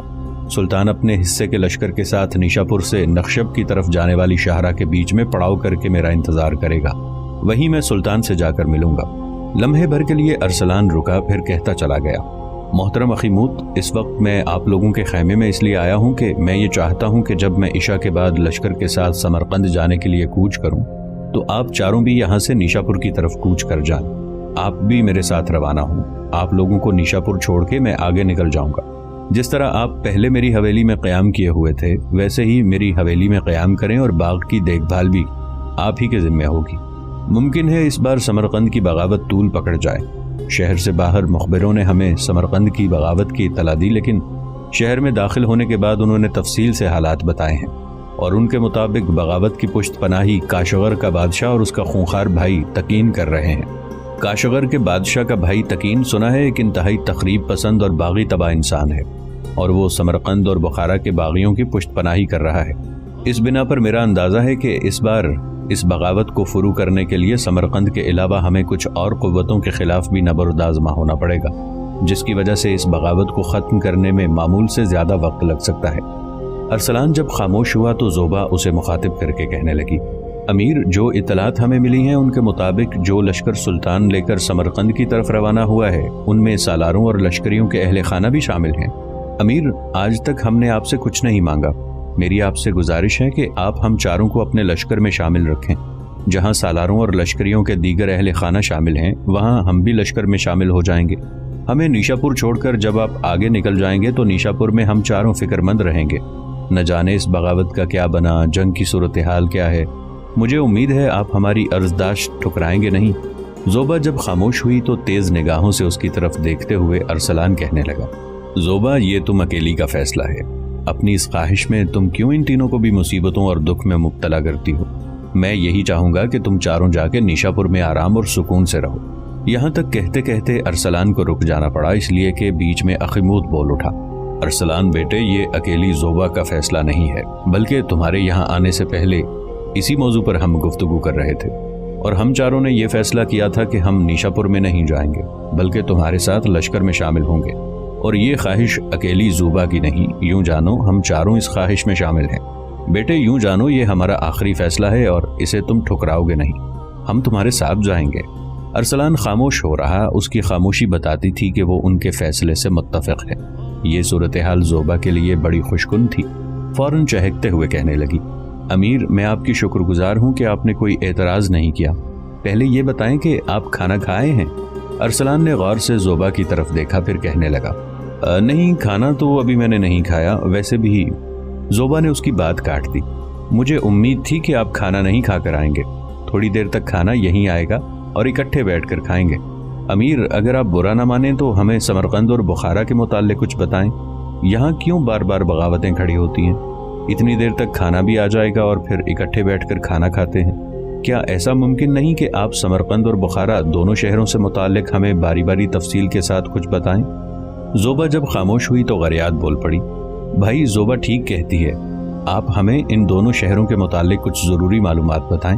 ارسلان مسکرا دیا اور کہنے لگا، اچھا سنو، جہاں تک بخارا شہر کا تعلق ہے تو اسلام سے پہلے اس شہر کا نام بہت کم ملتا ہے۔ اسلامی روایات میں اس شہر کے حکمرانوں کا نام بخار خداد کے نام سے موسوم کیا گیا ہے۔ یہ فارسی زبان کا لفظ ہے جس کے معنی بخارا کا بادشاہ مراد ہے۔ اس شہر پر مسلمانوں نے سب سے پہلے ہجری 54 میں مسلمان سالار عبید اللہ بن زید کی سرکردگی میں حملہ کیا۔ اس کے بعد ہجری 51 میں نامور مسلم سپہ سالار قتیبہ بن مسلم اس پر حملہ آور ہوئے۔ دشمن کو انہوں نے بدترین شکست دی اور بخارا پر انہوں نے قبضہ کر لیا۔ بخارا میں اسی طرح اسلامی حکومت کی بنیاد مضبوط اور مستحکم کی۔ اس کے بعد امرائے خراسان نے اپنے دارالحکومت کو بخارا سے نیشا پر منتقل کر دیا تو بخارا کی مرکزی حیثیت کسی قدر کم ہوئی اور اسے ایک والی کی تحویل میں دے دیا گیا، یہاں تک کہ سامانی اس پر حکمران ہوئے۔ سامانیوں کا مرکز تو سمرقند تھا اور ان کا حاکم نصر بن احمد سامانی تھا، جبکہ اس کا چھوٹا بھائی اسماعیل بخارا کا حکمران بنا، اور اس کے بعد ایسا ہوا کہ نصر بن احمد کی وفات کے بعد پورا علاقہ اسماعیل کی حکومت تلے آ گیا اور بخارا مرکزی شہر رہا۔ یوں بخارا ایک عظیم وسیع سلطنت کا دارالحکومت بن گیا۔ اگرچہ اس شہر کے رقبے میں کئی مرتبہ توسیع کی گئی، لیکن وہ جب بھی نئے سرے سے تعمیر کیا گیا پرانے محلے وقوع پر ہی تعمیر ہوا۔ 4 صدی ہجری اور 10ویں صدی عیسوی میں یہ شہر بہت گنجان آباد تھا۔ سامانیوں کے زوال کے بعد بخارا کی قدیم سیاسی اہمیت بھی بہت کم ہو گئی تھی، لیکن اس انحطاط کے زمانے میں بھی بخارا اسلامی علم و دانش کا مرکز رہا۔ 6 صدی ہجری یعنی 12ویں صدی عیسوی میں علماء کے ایک خاندان نے اس شہر پر ایک دینی حکومت قائم کر لی، لیکن بخارا پر ہجری 536 میں ایک اور خاندان کی حکومت قائم ہو گئی۔ یہ بھی زیادہ عرصہ قائم نہ رہ سکی اور ایک عوامی بغاوت کی وجہ سے ختم ہو گئی، یہاں تک کہ یہ شہر محمد بن تخش خوارزم شاہ کے زیر حکومت آ گیا۔ بدقسمتی کے چنگیز خان نے حملہ آور ہو کر اس پر قبضہ کر لیا۔ اس کے حملے سے شہر تباہ و برباد ہو گیا، لیکن جلد ہی بخارا نے اپنی شان و شوکت اختیار کر لی۔ لیکن اس شہر کی بربادی ابھی ختم نہیں ہوئی تھی، اس لیے کہ چنگیز خان کے بعد ہلاکو خان حملہ آور ہوا۔ اس نے شہر پر قبضہ کر لیا اور یہاں ایک ایل خانی حکومت قائم کر لی۔ مزید بدقسمتی یہ کہ ہلاکو خان کے بعد اس کا بیٹا اباقہ حملہ آور ہوا اور ایک بار پھر اس نے بخارا کو تباہ و برباد کر دیا۔ لیکن اس شہر کی خوش قسمتی کہ ایک بار پھر تعمیر اور آباد کر دیا گیا۔ اس کی بربادی اور تعمیر اس کے رہنے والوں کا ایک عظیم کارنامہ گنا جاتا ہے۔ پھر مرور زمانہ کے ساتھ یہاں ایران کا بادشاہ نادر شاہ قابض ہو گیا۔ اس کے بعد یہ بدقسمتی کہ روسی ان علاقوں میں اپنے قدم جمانے لگے، بار بار بخارا پر حملہ آور ہونے لگے اور امیر بخارا کو کئی بار شکست اٹھانا پڑی۔ اس نے روسیوں کی اطاعت قبول کر لی۔ یہاں کا آخری مسلمان فرماروا عالم خان تھا جو اپنے والد عبدالاحد کا جانشین ہوا تھا۔ یہیں سے آزاد ہونے کے بعد اب یہ ازبکستان کا ایک صوبہ ہے۔ ارسلان جب خاموش ہوا تو زوبا نے مسکراتے ہوئے اس کی طرف دیکھا، پھر کہنے لگی، امیر آپ کی بڑی مہربانی، آپ کا شکریہ کہ آپ نے بخارا کے متعلق ہمیں تفصیل بتائی۔ اگر آپ زحمت نہ محسوس کریں تو اسی طرح کی تھوڑی سی تفصیل ہمیں سمرقند کے متعلق بھی بتا دیں۔ ارسلان مسکرایا، پھر دوبارہ ان چاروں کو مخاطب کر کے وہ کہنے لگا، سمرقند شہر دریائے سندھ کے جنوبی کنارے پر واقع ہے۔ اس شہر کو عموماً لوگ فردوس کے نام سے بھی پکارتے ہیں۔ مسلمانوں کے اس شہر پر قبضہ کرنے سے قبل مقامی حکمرانوں کو ترخون کہہ کر پکارا جاتا تھا۔ ایک طویل محاصرے کے بعد مسلم سپہ سالار قتیبہ بن مسلم نے اس شہر پر قبضہ کیا اور اس شہر کے سابق حکمران غورک کو سمرقند کے تخت پر بٹھا رکھا، لیکن اس کے ساتھ ہی ساتھ ایک طاقتور عسکری مسلم جمعیت بھی سمرقند میں اس نے متعین کی تاکہ سمرقند کے لوگ پھر مسلمانوں کے خلاف اٹھ کھڑے نہ ہوں۔ بعد میں بخارا کے ساتھ مل کر آئندہ فتوحات اور تبلیغ و اشاعت اسلام کا ایک اہم مرکز بنا رہا۔ 204 ہجری میں مامون الرشید نے ایک شخص اسد بن سامانی کے بیٹوں کو یہاں ولایت سونپی، انہی کی وجہ سے یہاں سامانی حکومت قائم ہوئی۔ ایک عرصے تک یہ شہر اسی خاندان کے پاس رہا، یہاں تک کہ اسماعیل بن احمد سامانی نے یہاں ایک مستحکم حکومت قائم کی اور اس کی حکومت کے درمیان سمرقند و بخارا کو بہت عروج حاصل ہوا۔ منگولوں کے حملہ آور ہونے کے باعث اس شہر کو بھی بہت نقصان اٹھانا پڑا، لیکن تیمور لنگ کے حکمران ہونے کے بعد اس نے پہلی حیثیت دوبارہ حاصل کر لی۔ تیمور لنگ اور اس کے جانشینوں کے دور میں سمرقند کو بڑا عروج حاصل ہوا۔ اسلامی ممالک تجارتی و ثقافتی مرکز کے طور پر سمرقند کو ہمیشہ بڑی اہمیت حاصل رہی ہے۔ سمرقند شہر دراصل 2 حصوں میں تقسیم کیا جاتا ہے، ایک شہر، ایک قلعہ اور دوسرا مضافاتی حصہ۔ قلعہ شہر کے جنوب میں دوسرے علاقوں کی نسبت زیادہ اونچائی پر واقع ہے۔ اصل شہر ایک پہاڑی پر بنایا گیا ہے۔ سمرقند کا کاغذ بہت مشہور ہے اور سب شہروں میں اس کے کاغذ کی بڑی تعریف کی جاتی ہے۔ یہاں حضرت قسم رضی اللہ عنہ ابن عباس کا مقبرہ بھی ہے، ساتھ ہی ایک مسجد بھی ہے۔ قسم بن عباس رضی اللہ عنہ کے بارے میں مشہور ہے کہ آپ رضی اللہ عنہ نے ہی سمرقند کے لوگوں میں دین کی تبلیغ کی، جس کے نتیجے میں بیشتر اہل شہر مسلمان ہو گئے۔ ارسلان جب خاموش ہوا تو کچھ سوچا اور کہنے لگا، بخارا اور سمرقند کے متعلق میں جس قدر جانتا تھا وہ میں نے آپ لوگوں سے کہہ دیا ہے۔ میرے خیال میں جاتا ہوں، کھانے کا اہتمام کراتا ہوں، اس لیے کہ مجھے بھوک لگی ہے۔ اس کے ساتھ ہی کسی کے جواب کا انتظار کیے بغیر ارسلان وہاں سے اٹھ گیا۔ تھوڑی دیر بعد وہ لوٹا، اس کے ساتھ کچھ جوان تھے جو کھانے کے برتن اٹھائے ہوئے تھے۔ سب نے مل کر کھانا کھایا اور اسی رات ارسلان اور بدران اپنے لشکر کو لے کر وہاں سے کوچ کر گئے۔ اخیموت، سفینہ، غریاد اور زوبا بھی لشکر میں شامل تھے۔ سلطان ملک شاہ سلجوقی کی ہدایات کے مطابق ارسلان اور بدران اپنے لشکر کو لے کر نیشاپور سے نخشب کی طرف جانے والی شاہراہ پر آن ملے تھے۔ وہاں سے پھر متحدہ لشکر نے کوچ کیا۔ سلطان نے اپنا پہلا ہدف بخارا کو بنانا چاہا، اس کے بعد سلطان سمرقند کا رخ کرنا چاہتا تھا، لہٰذا بڑی برق رفتاری اور بڑی تیزی سے سفر کرتے ہوئے سلطان ملک شاہ سلجوقی بخارا پہنچا۔ اہل سمرقند اور ان کے حاکم بار بار سلجوقیوں کے خلاف بغاوت کرنے کے عادی ہو چکے تھے اور اس بار بخارا والے کسی بھی حد تک ان کے ساتھ شامل ہوئے تھے، لہٰذا ہدف بھی بخارا ہی بنا تھا۔ خدا فروشی و حق شناسی، منکرات و فواحش اور خیر و زیر و بم کے جور و ستم اور صداقتوں کی شفق میں تمیز و امتیاز رکھنے والے مجاہد جبل صفا و نور کی وادیوں، احد کے متبرک چٹانوں اور بدر کے قابل حرمت میدانوں کے پاسبان بن کر سلطان ملک شاہ سلجوقی کی سرکردگی میں بخارا پر حملہ آور ہوئے۔ یہ حملہ ایسا پرجوش اور طغیانی سے بھرا ہوا تھا کہ مسلمان لشکری اپنے مال کے قائم و قیوم کی تکبیریں بلند کرتے ہوئے دل فگاری اور وحشت قلوب طاری کر دینے والے صدیوں کے بدترین عذابوں، قضا کی پکار کو سرنگوں، عقل کی اماری کو بے ربط، ذہن کے اسرار نہا کو بے شعور کر دینے والی جاڑے کی رتوں کی طرح حملہ آور ہو گئے۔ اہل بخارا زیادہ دیر تک ملک شاہ سلجوقی کے حملے کی تاب نہ لا سکے اور جلد ہی سلطان کے سامنے بخارا سرنگوں ہو گیا۔ بخارا کا نظم و نسق درست کرنے میں سلطان نے زیادہ دن نہیں لیے۔ یہاں سے اس نے کوچ کیا اور سمرقند کا رخ کیا۔ سمرقند کے نواح میں سلطان نے جب پڑاؤ کیا تو مسلمانوں نے دیکھا کہ سمرقند کا والی محمد خان بن خضر خان شہر کے اندر محصور ہو گیا تھا۔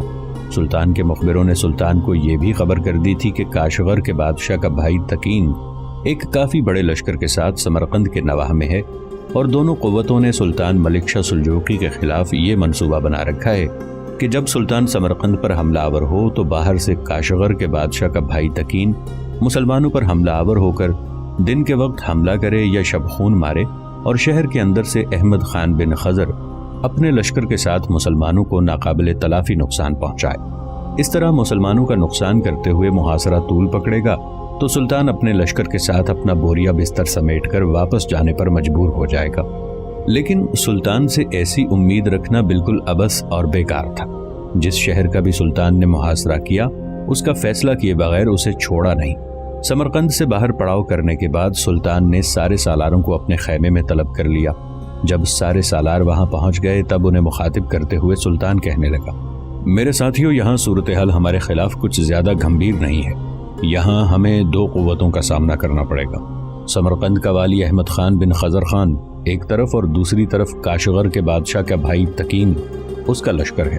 ان دونوں نے یقیناً آپس میں یہ طے کر رکھا ہوگا کہ جب ہم شہر پر حملہ آور ہوں گے تو ہماری پشت کی طرف سے تکین یا تو دن میں حملہ آور ہو کر ہمیں نقصان پہنچائے گا یا شب خون مار کر ہماری طاقت، ہماری قوت کو کم کرنے کی کوشش کرے گا۔ اسی دوران شہر سے احمد خان اپنے لشکر کے ساتھ نکل کر ہمارے لیے نقصان کا باعث بنے گا، لیکن ہم انہیں ایسی کارروائی نہیں کرنے دیں گے۔ ارسلان بیٹے، میں چاہتا ہوں کہ سب سے پہلے تکین سے نمٹا جائے۔ میرے خیال میں بدران اور برسک کو ساتھ لے کر پہلے تکین پر حملہ آور ہو یا اس پر شب خون مارو۔ اس کو بھگانے اور پسپا کرنے کے بعد سمرقند کے والی احمد خان سے نمٹنا ہمارے لیے کافی حد تک آسان اور سہل ہو جائے گا۔ سلطان ملک نے لگا، سلطان محترم، یہاں سمرقند سے باہر آپ کے پاس زیادہ قوت رہنی چاہیے۔ میرے پاس کوئی بڑا اور طاقتور لشکر نہ بھی ہوا تو میں تکین کے ساتھ شب خون کا کھیل کھیلتے ہوئے اسے تھکا ماروں گا، لیکن یہاں سمرقند کے نواح میں تجربہ کاروں، سالاروں کے علاوہ ایک خاصے بڑے لشکر کی بھی ضرورت ہے۔ لہٰذا میں آپ سے گزارش کروں گا کہ بدران اور برسق دونوں کو آپ اپنے پاس رکھیں۔ میں ان سے چھوٹے سالار عثمان کو اپنے ساتھ رکھ لیتا ہوں۔ مجھے امید ہے کہ میں اور عثمان تکین کی ساری قوت کو پاش پاش کر کے رکھ دیں گے۔ थोड़ी देर के लिए अरसलान रुका, फिर दोबारा वो मलिक शाह सुल्जूकी को मुखातिब करते हुए कह रहा था, सुल्तान मोहतरम, उस्मान जक पहले भी कई बार मेरे साथ रहते हुए अपनी कारकर्दगी से मुझे मुतमईन कर चुका है। जहां उसमें किसी शहर का वाली होने की बेहतरीन सलाहियत है, वहां ये जंग का वसी तजुर्बा भी रखता है और दुश्मन पर ज़रब लगाने का हुनर और सन्नाई भी रखता है। अरसलान रुका, फिर दोबारा वो मलिक शाह सुल्जूकी को मुखातिब करते हुए कह रहा था, सुल्तान मोहतरम, मैं ऐसा इस बिना पर कह रहा हूँ कि समरकंद से बाहर हमारी क़ुव्वत और ताकत खूब उस्तवार होनी चाहिए। मैं बदरान और बरसिक को इसलिए आपके पास रखना चाहता हूँ कि ये दोनों जंग का वसी तजुर्बा रखते हैं। मैं अगर काशगौर के बादशाह के साथ उलझ जाता हूँ और उसका और मेरा टकराव तूल पकड़ जाता है, तो कम अज़ कम मेरी गैर मौजूदगी में बदरान और बरसिक दोनों वही किरदार अदा कर सकेंगे जो मैं आपके साथ रहकर अदा कर सकता हूँ। इन दोनों को जंग का वसी तजुर्बा है और आपके साथ रहते हुए ये अपने वतन पे कोई हर्फ गिरी नहीं आने देंगे। जब तक अरसलान बोलता रहा, सुल्तान मलिक शाह सुल्जूकी खामोशी और बड़े तहम्मुल के साथ उसे सुनता रहा और उसके खामोश होने पर सुल्तान ने कहना शुरू किया, अरसलान, मैं तुम्हारी इस तजवीज़ से इत्तफाक नहीं करता, इसलिए कि मुखबिरों ने जो हमें मालूमात दी हैं उनके मुताबिक काशगर के बादशाह के भाई तकीन के पास एक बहुत बड़ा लश्कर है। तादाद में वो लश्कर समरकंद में महसूर अहमद खान बिन खजर खान के लश्कर से कहीं बड़ा है। लिहाजा जो तजवीज़ तुमने पेश की है उससे मैं कतई इत्तफाक नहीं करता। मेरी एक बात याद रखना, अहमद खान समरकंद शहर से बाहर निकलकर मुझ पर हमलावर होने की कभी और किसी सूरत में जसारत नहीं करेगा। बेटे, मैं जानता हूँ जो कुछ तुम कह रहे हो ये मुझसे वफादारी और जानिसारी की बिना पर कर रहे हो, लेकिन बेटे, जंग में हकीकत को सामने रखते हुए फैसले करने चाहिए। उस्मान जक एक अच्छा सालार है, माजी में उसने तुम्हारे साथ काम भी किया है, लेकिन बदरान और बरसिक की बात और है। फिर जो लश्कर तुम्हारे हवाले किया जाएगा वो लश्करी उस्मान की निस्बत बदरान और बरसिक से ज़्यादा मानूस हैं। उनके इशारों पर काम करने का तजर्बा भी रखते हैं। इब्तदा में उस्मान को अपने पास रखूंगा। पहले मैंने ये फैसला किया था कि सिर्फ बदरान तुम्हारे साथ जाएगा, अब मैं अपने इस फैसले को भी तब्दील करता हूँ। अब जो मैंने इरादा किया है वो ये है कि बदरान और बरसिक दोनों तुम्हारे साथ जाएंगे। मेरे लिए सबसे बड़ा ख़तरा और अंदेशा ये है कि अहमद खान बिन खजर खान कहीं अचानक समरकंद शहर से निकलकर हम पर शबखून ना मारे, हम पर हमलावर ना हो। तो याद रखना, वो ऐसा करने की ज़रूरत नहीं करेगा। अगर उसने ऐसी हिमाकत और गलती की भी तो मैं उसे ऐसा मुंह तोड़ जवाब दूंगा कि उसके पीछे पीछे समरकंद शहर में दाखिल हो जाऊंगा। फिर मैं देखूंगा कि शहर के अंदर कौन सी क़ुव्वत है जो मेरा और उस्मान जक का मुकाबला करती है। बेटे, इसमें कोई तब्दीली पसंद नहीं करूंगा। ये आखिरी फैसला है कि तुम आधे से ज़्यादा लश्कर को लेकर बदरान और बरसिक के हमरा तकीन के मुकाबले पर जाओगे, इसलिए कि तकीन के लश्कर में शिमाल के वहशी जंगजू भी शामिल हैं और उनका मुकाबला करना आसान नहीं है। जहाँ तक मेरी ज़ात का ताल्लुक़ है, मेरे मुतालिक तुम बिल्कुल बेफिक्र और मुतमईन रहना। मैं और उस्मान और दीगर छोटे सालार हमा वक्त चौकस रहेंगे। रात को लश्कर का एक हिस्सा जाग कर हिफाजत का सामान करेगा ताकि कोई शबखून न मारे। अरसलान, अगर तुम बदरान और बरसिक तीनों तकीन को शिकस्त देकर मार भगाने में कामयाब हो गए तो याद रखना, ये समरकंद वाले हमारे सामने ज़्यादा देर ठहर नहीं सकेंगे। और फिर तुम ये भी जानते हो कि इस बार हम मंजनीक़ें साथ लेकर आए हैं। तकीन की मुहिम से फारिग होने के बाद जब तुम तीनों यहाँ आओगे तो फिर हम अपने काम की इब्तिदा करेंगे। तुम्हारी गैर मौजूदगी में मैं ना शहर पर हमलावर हूँगा, ना किसी कार्रवाई की इब्तिदा करूँगा। तकीन की मुहिम से फारिग होकर जब तुम लौटते हो तो फिर हम अपने किसी भी लश्करी को खतरात में नहीं डालेंगे, बल्कि मंजनीक़ों को हरकत में लाएंगे। शहर की फसील को गिराने के बाद शहर में दाखिल होंगे और फिर मैं देखूंगा शहर के अंदर वो कौन सी क़ुव्वत है जो हमारी मुज़ाहिमत करती है। अब आखिरी फैसला यही है कि लश्कर के बड़े हिस्से के साथ तुम बदरान और बरसिक तकीन की तरफ जाओगे। इसमें कोई तब्दीली मैं पसंद नहीं करूँगा। हमारे जिन मुखबिरों ने तकीन के लश्कर की इत्तला दी थी उन्हें मैंने वापस भेज दिया है ताकि वो उसके लश्कर की नकलो हरकत पर गहरी निगाह रखें। तुम बदरान और बरसिक के साथ अपने लश्कर को लेकर जब तकीन का रुख करोगे तो वो मुखबिर तुमसे राबता कायम करेंगे। वो तुम्हें दुश्मन के महल्ले वकू से आगाह कर देंगे। ऐसा करते हैं, सबसे पहले लश्कर के खाने का एहतमाम करते हैं। इसके बाद कुछ देर के लिए तुम सस्ता कर अपनी मुहिम पर रवाना हो जाना। सुल्तान मलिक शाह सुल्जूकी के इस फैसले के सामने अरसलान खामोश रहा। पहले लश्कर के खाने का एहतमाम किया गया, फिर लश्करियों को सस्ताने का मौका भी फराहम किया गया। इसके बाद लश्कर के एक बड़े हिस्से के साथ अरसलान, बदरान और बरसिक वहां से कूच कर गए थे। समरकंद के नवा से रवाना होने के बाद अरसलान अपने लश्कर के साथ कुछ दिन दरियाए ज़रफिशा के किनारे किनारे सफ़र करता रहा। جو نقیب ان راستوں سے واقف تھے وہ ان کی رہنمائی کر رہے تھے۔ جہاں دریائے زرفشاں زامن کے وسیع میدانوں کے دائیں جانب سے ہو کر گزرتا ہے، وہاں ان علاقوں میں سرگرداں پہلے سے کام کرنے والے سلطان کے مخبروں نے ارسلان سے رابطہ کیا اور کاشغر کے بادشاہ تکین کے بھائی کے لشکر کے محل وقوع سے انہیں آگاہی دیتے رہے۔ یہ اطلاعات ملنے کے بعد ارسلان نے دریائے زرفشاں کا کنارہ چھوڑا اور اپنے مخبروں کی رہنمائی میں وہ اب بائیں ہاتھ کھلے میدانوں میں سفر کر رہا تھا، یہاں تک کہ مخبر اسے تکین کے لشکر کے سامنے لے آئے۔ تکین نے کھلے میدانوں کے اندر پڑاؤ کر رکھا تھا۔ اس کے اطلاعیہ گروں نے بھی ارسلان کے لشکر کے آنے کی اطلاع کر دی تھی۔ ارسلان نے اپنے لشکر کو اس کے سامنے پڑاؤ کرنے کا حکم دے دیا تھا۔ تکین نے مسلمانوں کی تھکاوٹ سے فائدہ اٹھاتے ہوئے جنگ کی ابتدا کرنے کا ارادہ کر لیا۔ جس وقت مسلمان لشکری پڑاؤ کر رہے تھے اس کے لشکر میں جنگ کے تیبل بجنے لگے، تاہم ارسلان، بدران اور برسق نے اپنے لشکر کو مستعد کر دیا تھا۔ لشکر کے پیچھے پڑاؤ کی حفاظت پر چند دستے جلدی جلدی مقرر کرنے کے بعد انہوں نے لشکر کی صفیں بھی درست کر لی تھی۔ عین اسی لمحے تکین کے لشکر سے ایک گھڑ سوار اپنے گھوڑے کو سرپٹ دوڑاتا ہوا دونوں لشکروں کے درمیان آیا اور پھر بلند آواز میں اس نے مسلمانوں کو مخاطب کرتے ہوئے انفرادی مقابلے کے لیے للکارا۔ مقابلے کی اس پکار نے ارسلان کو برانگیختہ اور سیخ پا کر کے رکھ دیا تھا۔ اس نے کچھ سوچا، پھر بدران اور برسق کو مخاطب کر کے کہنے لگا، عزیزان من، تم دونوں اپنے لشکر کے ساتھ رہو، میں انفرادی مقابلے کے لیے جاتا ہوں اور دیکھتا ہوں کہ یہ کتنی دیر میرے سامنے ٹکتا ہے۔ بدران نے ہاتھ بڑھا کر ارسلان کے گھوڑے کی باگ پکڑ لی اور کہنے لگا، ارسلان میرے بھائی، میں تمہارے اس فیصلے سے اتفاق نہیں کرتا۔ تم اس لشکر کے سالار اعلیٰ ہو، میں تمہارا نائب ہوں۔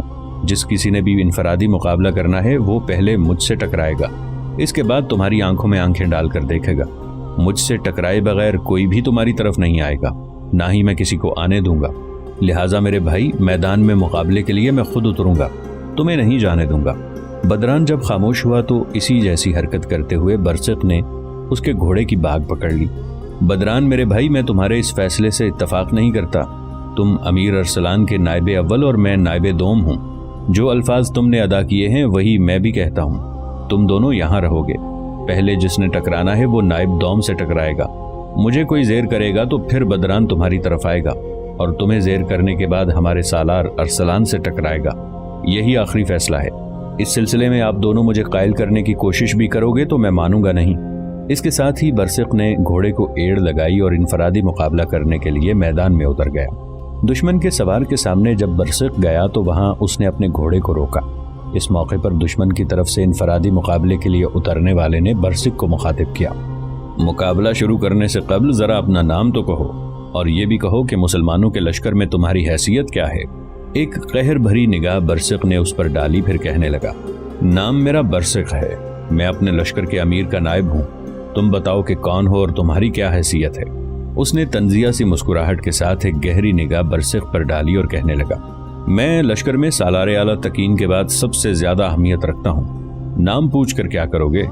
ویسے میرے لشکری مجھے دشمن کے لیے چلتی پھرتی موت اور قضا کہہ کر پکارتے ہیں۔ دیکھ مسلمانوں کے نائب سالار، جب میں تم پر حملہ آور ہوں گا تو شام کے بادل حیرت سے تیرے راحت و اطمینان کو سوزش و اضطراب میں تبدیل ہوتا دیکھیں گے۔ صبح کی پریاں اپنے چشم حیرت سے اس اسرار حیات کی ترجمانی کرتے تیرے سارے جذبوں کو موت و نیستی میں ڈوبتا ہوا دیکھیں گے۔ میں وہ موت و مرگ ہوں جو ہر صورت میں دوسروں کو مغلوب کرتی ہے۔ میں ایک زہر ہوں جو جسم کی نس نس میں پھیلنے کی سنائی جانتا ہے۔ وہ جب خاموش ہوا تب اسے مخاطب کرتے ہوئے انتہائی غضبناکی میں برسق بول پڑا، سن ازلی ابدی شیطان سن، ان علاقوں کی اخروٹ اور شفتالو کے درخت پہ سہمی چڑیاں یہ بہتی ندی نالے تیری حالت پر روئیں گے، بین کریں گے۔ اگر تو موت ہے تو ہم لوگ موت پر کمند ڈالنے کا ہنر جانتے ہیں، اور اگر تو زہر ہے تو زہر کے لیے ہر طرح کا تریاق بننے کی سنائی بھی جانتے ہیں۔ برسق کے خاموش ہونے پر وہ پھر بول پڑا، تیرا سالار اعلیٰ کیوں انفرادی مقابلے کے لیے میدان میں نہیں اترا؟ کیا وہ اپنی جان کے لیے خطرہ محسوس کرتا ہے؟ برسق پھر لاوے کی طرح کھول اٹھا، سن گناہوں کے سرچشمے، میرا سالار رزم و بزم کا عظیم و معظم شیر دل چوبان ہے، جہان جرت مندی اور شجاعت کا یگانہ آفاق مجاہد ہے۔ وہ جب جانثاری اور خیر کے سنگم پر کھڑا ہو کر درسگاہ جہاں کے کسی معلم کی طرح اپنی تلوار سونتتا ہے تو اپنے ہر برے سے برے، بد سے بد اور شجاع سے شجاع دشمن کو بھی سفید بے ضرر بھیڑ کی طرح ہانک کے رکھ دیتا ہے۔ دشمن کا وہ تیغزن برسک کو مخاطب کرتے ہوئے پھر بول پڑا، تو بھول رہا ہے، تو اپنے سالار سے متعلق غلط فہمی میں ڈوبا ہوا ہے۔ سن میرے ساز حرب و ضرب، میرے ندیم بن کر، میری شجاعت میری مونس بن کر جب میرا ساتھ دیتی ہے تو میں انتہائی ہولناک اور طاقتور موت کی طرح اپنے ہر مد مقابل پر غالب رہتا ہوں۔ بہرحال تو سنبھل، اگر تیرے سالار اعلیٰ نے تجھے ہی میرے ہاتھوں موت کا نوالا بننے کے لیے بھیج دیا ہے تو پھر یوں ہی صحیح۔ پھر اپنے گھوڑے کو اس نے ایڑ لگائی، اپنی تلوار اور گھوڑے کو حرکت میں لاتے ہوئے وہ برسق پر تخریبی عناصر کے شدید پیاسے نفس خوفناک سیاہ مرگ کا کھیل کھیلنے والے بگولوں کے زور و شور کی طرح حملہ آور ہوا۔ برسق نے بڑے خوشکن انداز میں حملہ آور کے ہر حملے، اس کی ہر چال کو ناکام بناتے ہوئے اپنا دفاع کیا۔ پھر وہ کسی کوہنا کیمیاگر کے آہنی عزم و استقلال کی طرح جوابی کارروائی پر اترا اور چہروں کو عرق عرق کر دینے والے مخفی اسرار، قرار دل تباہ کر دینے والے فسوں خیز خونی انقلاب اور بدمست قہرمانیوں تک کو مستقیم مزاج۔ جی دوستو، تو آپ نے دیکھی آج یہ بہت ہی خوبصورت سی ویڈیو۔ امید کرتے ہیں کہ آپ کے علم میں اضافہ ہوا ہوگا اور آپ کو پسند آئی ہوگی، اور سبسکرائب کرنا نہ بھولیں۔ ملتے ہیں نیکسٹ ویڈیو میں، تب تک مجھے اجازت دیجیے۔ اللہ حافظ۔